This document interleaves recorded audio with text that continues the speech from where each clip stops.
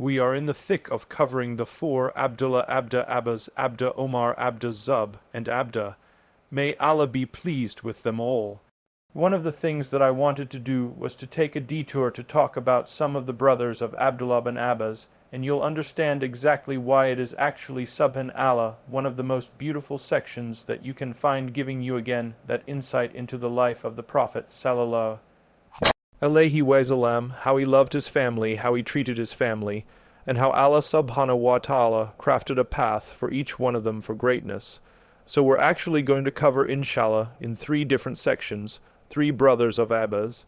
So, 3 sons of Abbas, 3 brothers of Abda Abbas, may Allah be pleased with them all. And I want to sort of set the stage by starting off the family of Abbas Ra had it all with 2 things. Number 1, if there is ever a family, subhanallah, that you're reading about in the of the Prophet sallallahu alaihi wasallam, where it just seems like they have it all, like subhanallah, everyone amongst them is exceedingly good looking. Everyone amongst them is exceedingly blessed. It's like when you see a family, you say that's a beautiful family, mashallah, that's the family of Abbas. It's very clear that every single one of them had Hajj is all right. Like that aura that they talk about, right? That the family of Abbas, when they walked anywhere, everybody talked about them. Everyone looked at Abbas. They thought he was the one that was conquering Jerusalem. They thought he was when you saw Abd ibn Abbas, you said, I've never seen anyone like that young man. And that's how all of his brothers were as well, subhanallah, in their own way. That's the first thing. The second thing is that can you imagine how hard it is to be the brother of Abdullah ibn Abbas? Like, think about the story of Asaf, right? And Asaf is this perfect young man, and that instigated jealousy on behalf of all the other brothers. Now, if you're the brother of Abd ibn Abbas, you are meant to be outshined. You can't keep up with this guy. He's too perfect in every regard. But subhanallah, what you'll find here is that the story is not one of jealousy. And like the brothers of Asafam, the story is one of admiration, and each one of the brothers looking at what Abda Abbas was covering and saying, what can I do to cover the rest? 'Cause clearly we have in our family a gem. We have the ocean the scholar of the so how can we each find our place in the life of the Prophet sallallahu alaihi wasallam, and in furthering the beautiful religion of Allah in a way that Allah subhanahu wa ta'ala would be pleased with us. So those are the first 2 things that I want us to start off with in terms of a premise. And the first son that we're going to cover is Abbas, and Abbas's name is Abdul because Al is the oldest one. So let's talk about him, inshallah. Abbas is the oldest son of Albas, as well as may Allah be pleased with them both. And I want to remind you all, if you scroll down the playlist and you go to Abbas was blessed with many children.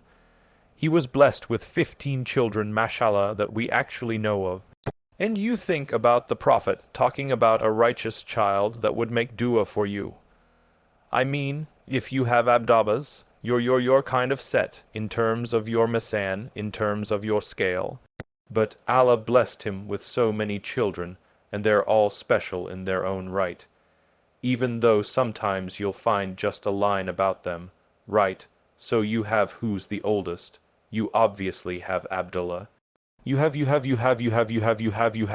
child named, and it said that he was severe in battle, that he was a strong young man, and that's all that you have about him, but all of them have their pathway, though is the oldest, and because he's the oldest he carried certain responsibilities from the family of Abbas that make his biography special, even though it's very short.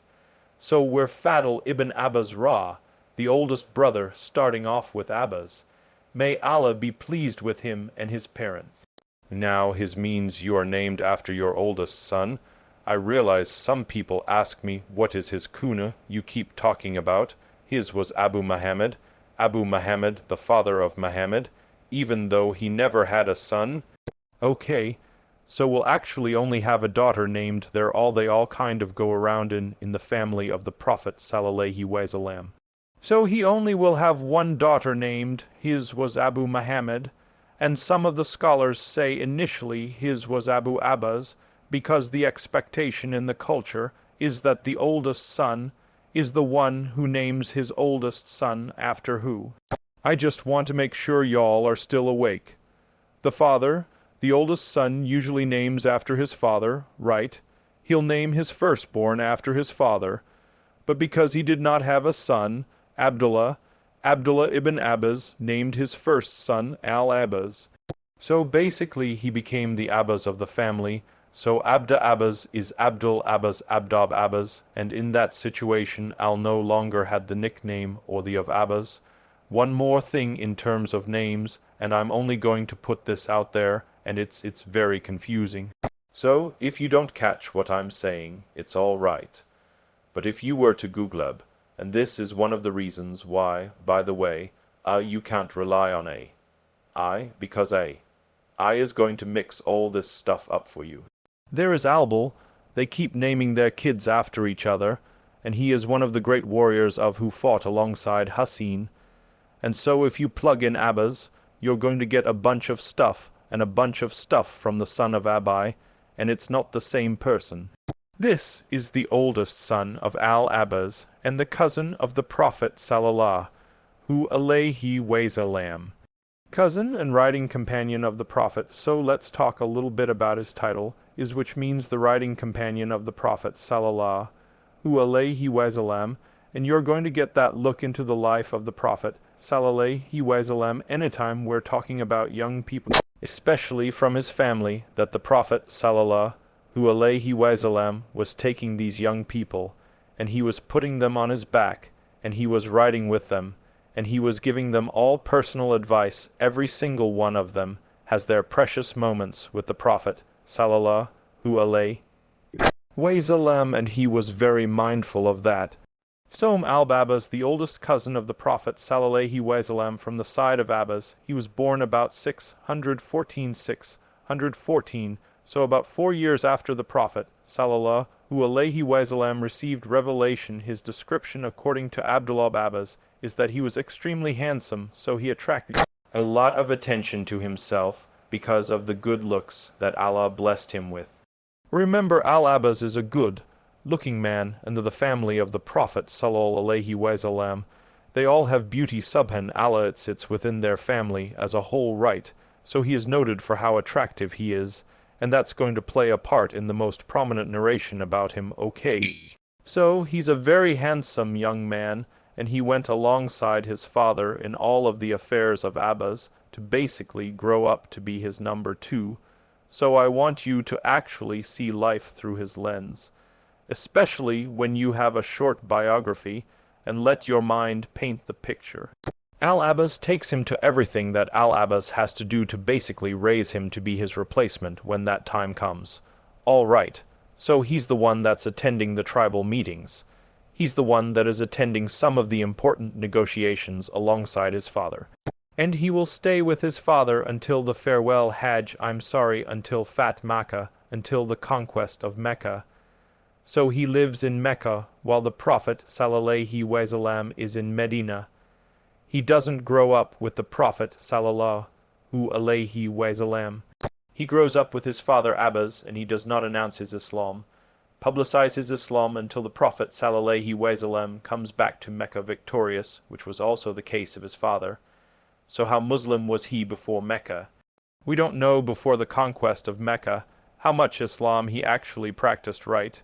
We know that was concealing his Islam, and we know that was not concealing her Islam, that she was actually publicly Muslim. So where he leaned, we're not really sure, but his story starts with the Prophet coming to Mecca. The messenger of Allah Sallallahu alayhi wasallam comes to Mecca, and he immediately brings Al-Abbas close to him, and the Prophet appoints Al-Abbas to be basically his ambassador, his spokesperson, his emissary to everyone and everything around.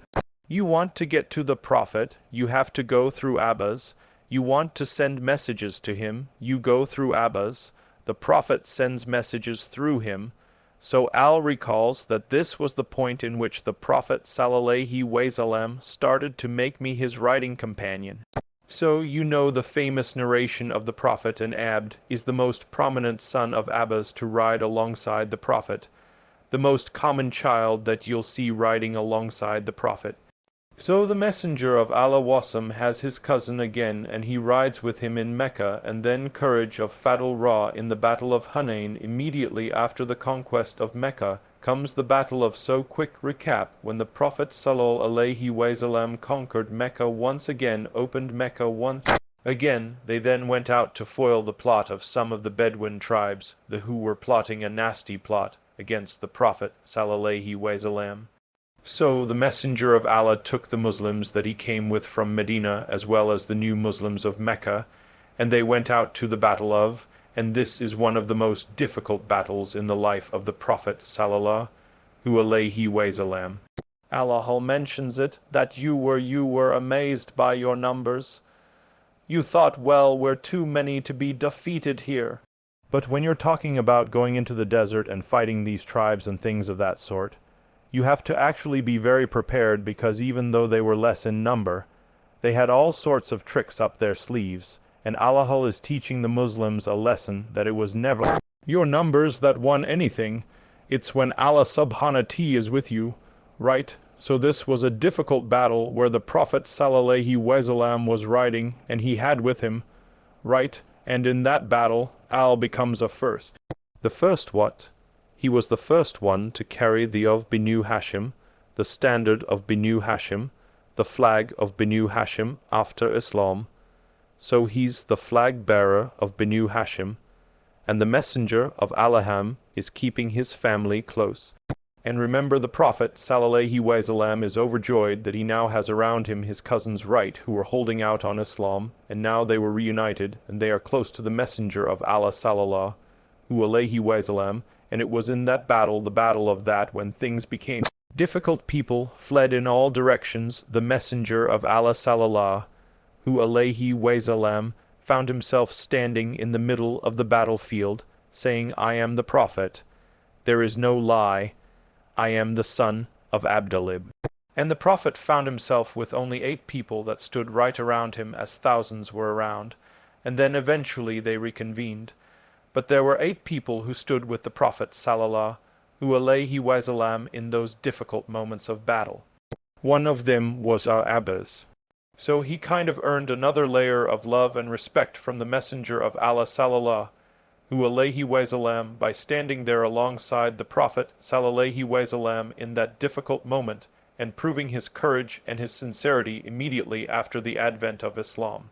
And of course there were others like Abbas, like Ali, like Abu Sufyan, Harif, right, the twin of the Prophet Sallallahu Alaihi Wasallam, who we spoke about before, the family of the Prophet that stood close to him in those moments. And this was the first moment of Al with the Prophet riding with the Prophet in the farewell Hajj, when is the second moment and the most prominent moment. It is in the Hajj of the Prophet Sallallahu Alaihi Wasallam, in the Hajj of the Messenger of Allah Sallallahu Alaihi Wasallam. So he says that the Prophet Sallallahu Alaihi Wasallam, during he left, and his riding companion, the one that was riding on the camel with him, was the beloved one, the son of the beloved one of the Prophet, the son of Harif and Zed, was family to the Prophet Sallallahu Alaihi Wasallam, right, like Z was the adopted son of the Prophet Sallallahu Alaihi Wasallam, Muhammad, before he went back to Bay. But still, the family of the Prophet Sallallahu Alaihi Wasallam. So I want you to imagine the Hajj playing out.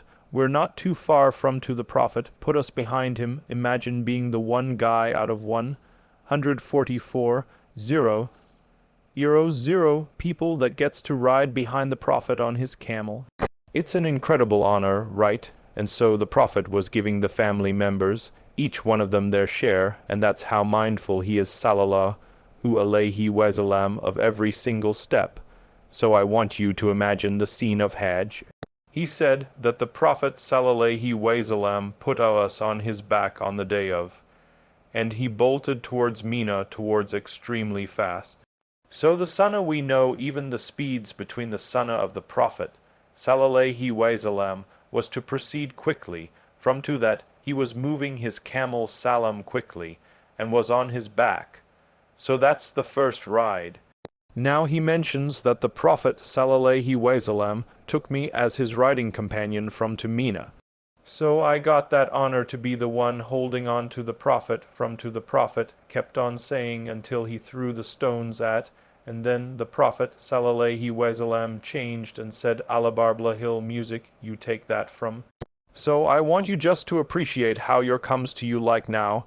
You had millions of people doing this, and it comes from riding behind the Prophet and narrating every word that he was saying. So he said we did the until we stoned, and then we started to do, but that's not where the most famous incident of comes. Al is forever associated with lower your gaze. How many of you have heard the story, but now you'll get some more context to it. He was riding with the Prophet and Abd ibn Abbas, his brother. He narrates that the day of Eid that was on the back of the Prophet sallallahu alaihi wasallam was a super good looking man, extremely handsome young man, right? So he said, by the way, this is all taking me back to Subhanallah. May Allah grant us all an accepted Hajj, said that the Prophet sallallahu wasallam got down from his camel. I'm trying to give you the visual, and he started to give the people fat. Where I mean Subhanallah, that one Hajj of the Prophet sallallahu wasallam has guided people now for over 1,000 Hajj. They only got one Hajj with him sallallahu alaihi wasallam. So the Prophet sallallahu wasallam stood on the day of the sacrifice, the day of Eid, and he started to answer the people's questions. So Al did what Al held the camel of the Prophet sallallahu wasallam, while the people came to the Prophet one by one, and they started to ask Prophet questions. Everyone's coming to him sallallahu alaihi wasallam with the smallest issues. I can tell you subhanallah that in Hajj every Muslim is a baby. What do I mean? It's like, you know, someone's trying to learn how to be like, learn how to do salah and things of that sort. Like, if you've ever done Hajj before, it's an overwhelming experience. Did I break my can I do this? Wait a minute, we went here first. What do we do now? People are panicking. The Prophet doesn't have a WhatsApp group to communicate to everyone at the same time. He also is going to slaughter with his hand sallallahu alaihi wasallam 63 right with his own hand sallallahu alaihi wasallam. He's going to make his own dua. He's going to talk to everybody.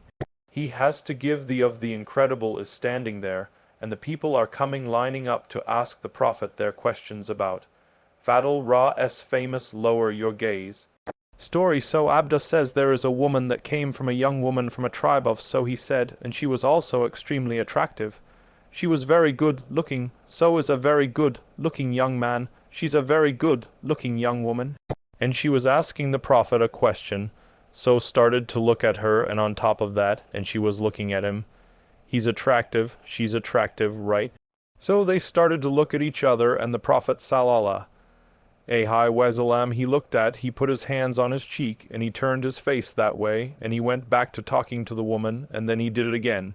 So the Prophet sallallahu alaihi wasallam went, kindly let's adjust your face this way. Young man went back talking to the woman. He did it 3 times sallallahu alaihi wasallam before just got the message like lower your gaze right, keep your eyesight down. And this is subhana, one of the most beautiful hadith of the Prophet sallallahu alaihi wasallam, like just as you see the Prophet sallallahu alaihi wasallam speaking to Abd ibn Abbas and giving him attention. This is also in how you correct, like how he's admonishing in his young cousin, like he's not smacking him. He's not saying, you know, and yelling at him, nor is he ignoring him. Like there's a lot going on right now. The Prophet could ignore him technically, right, like the elements are pretty overwhelming, but the Prophet gently just moves his face to the side. Moves his face to the side, moves his face to the side. And afterwards then narrates that, O Messenger of Allah, the which Allah subhanahu ta'ala has made mandatory upon all of his servants, has reached my father, while he is an old man. And she said, like he's too old to get up on the riding animal, like he can't do Hajj, he's really struggling. So would it be sufficient if I was to perform Hajj on his behalf? My father can't do Hajj. Can I perform Hajj on his behalf? And the Prophet sallallahu alaihi wasallam said, yes, you can do Hajj on his behalf. So the ruling of a person doing Hajj on behalf of their parents after they've done their own Hajj, or on behalf of the deceased, also comes from this hadith. You can see how we learned our deen. The way to gently admonish, the way the order to lower your gaze, the way that the Prophet sallallahu alaihi wasallam dealt with so many different people at the same time. All of it is taken from this particular narration, and in one narration, and there is a weakness, but it's mentioned in others that the Prophet said to after that, "O son of my brother," like, "Oh, my nephew," right, or "Oh." You know, like he's speaking to him in a loving way, like after the woman went away, "Oh, my nephew, this is an incredible day. Like we're all going to slip in our lives, but don't slip on or on like this is not a day that you want to ruin the reward. So, oh my nephew, this is a mighty day in the sight of Allah subhanahu wa ta'ala. Whoever controls their eyes and controls their ears and controls their tongue will be forgiven on this day. So basically, like, don't be offended. I'm not trying to humiliate you. I'm trying to preserve I'm trying to preserve your reward for you." So he is forever documented as the Sahabi and lowering the gaze. Like that is his one major hadith incident that includes, but of course there's so much more in his relationship with the Prophet sallallahu. Where else did he get to be with the Prophet sallallahu alayhi wasallam? Fadl Ra'as role in the Prophet's final days, he accompanied the Prophet sallallahu alayhi wasallam in his very last days and his last moments. And so there is an incident where, remember, the Prophet sallallahu alayhi wasallam could no longer walk, and he had to be carried sallallahu alayhi wasallam by two men. The two men that were carrying him were Ali, and so he got to be with the Prophet sallallahu alayhi wasallam, carrying him to his final resting place. He carried him sallallahu alayhi wasallam to the house of where the Prophet sallallahu alayhi wasallam would pass away. He participated then. So he was with the Prophet sallallahu alayhi wasallam when he passed away. He is the only child of Abbas who participated in every single aspect of the funeral of the Prophet, because again, he's the oldest. So he washed the body of the Prophet. He got to walk the Prophet sallallahu alayhi wasallam home. He got to wash the body of the Prophet sallallahu alayhi wasallam. He got to enter into the grave of the Prophet sallallahu alayhi wasallam, receive the body of the Prophet sallallahu alayhi wasallam, and lay the of the Prophet sallallahu alayhi wasallam. So he participated in every single element of the passing of the Messenger of Allah sallallahu alayhi wasallam, and then after the Prophet passed away, what's narrated about him again, that courage that he showed in the battle of Fadl Ra, in the battle of Yarmouk and conquest of Ammon, he took part in constant battle and subhanallah, there's something that's just going to, that clicks at some point where you start to realize the geography of he fought under in the opening of, so he was largely involved in the conquests, and in the battlefields as they're going into Ashim, and he fought in Yarmouk, in particular the famous battle of Yarm with the shield of the Prophet sallallahu alayhi wasallam. So he had some of the armor of the Messenger of Allah sallallahu alayhi wasallam. So you think about like the armor of the Messenger sallallahu alayhi wasallam and his cousin going out to Hashim and participating in these battles, and particularly he was involved in the fat of subhanallah. So now you go to Jordan, you go to Ald, and obviously was all sham, and you see the opening of he was in the front lines of the opening of fighting against the Roman soldiers. And one of the narrations about him is that, and were in the front lines, and each one of them was fighting like 1,000 men. Extremely brave, extremely courageous. And you imagine like the opening of that place with the armor of the Prophet sallallahu alayhi wasallam, and like 1,000 men going forth for the sake of Allah. And as the soldiers would flee them, then you had other of the Sahaba that would go forth until who managed to kill the commander of the Byzantine army that day, and that was the opening of what is now in Jordan. So was there in the opening of right, and he passes away either in the battle of some of the scholars say he died in the plague of, as a shahid in the plague of Ammaz, like many of the other companions subhanallah, who you would have thought would have died in the battlefield. But they succumbed to the plague of, and so he's buried in. So this is the oldest son of Al-Abbas, noted for his courage. He carries that bravery alongside the Prophet sallallahu alayhi wasallam in the battle of Hain. And he also gives us one look at the life of the Prophet sallallahu alayhi wasallam in his Sayyam, the companion of the Prophet sallallahu alayhi wasallam on his camel.